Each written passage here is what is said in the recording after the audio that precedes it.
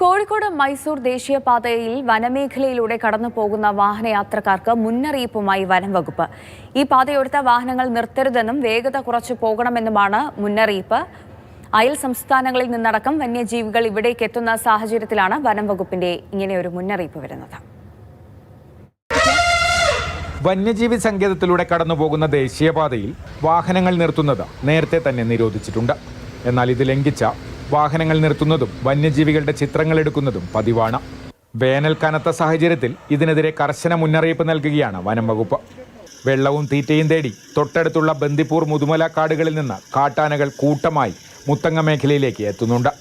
പകൽ സമയത്ത് പോലും ആനകൾ റോഡ് മുറിച്ചു കടക്കുന്നത് പതിവ് കാഴ്ചയാണ്. ഈ സാഹചര്യത്തിലാണ് വാഹനയാത്രക്കാർക്ക് ജാഗ്രതാ നിർദ്ദേശം നൽകുന്നത്.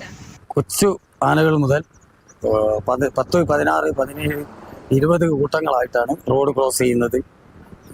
വാഹനങ്ങൾ നിർത്തി ഫോട്ടോ എടുക്കുക, ഇതൊക്കെ വളരെ അപകടകരമായിട്ടാണ് ഇന്നലെ 2 ദിവസമായിട്ട് നിരന്തരം തുടങ്ങി. ഈ ചൂട് കാരണം റോഡ് ക്രോസ് ചെയ്യുന്നത് വളരെ വർദ്ധിച്ചുകൊണ്ടിരിക്കുകയാണ്. യാത്രക്കാരാണ് വളരെയധികം ശ്രദ്ധിക്കണമെന്ന്. മുത്തങ്ങ എടത്തറ മുതൽ സംസ്ഥാന അതിർത്തിയായ മൂലഹള്ള വരെയുള്ള പ്രദേശത്താണ് കർശന ജാഗ്രതാ നിർദ്ദേശം നൽകിയിട്ടുള്ളത്.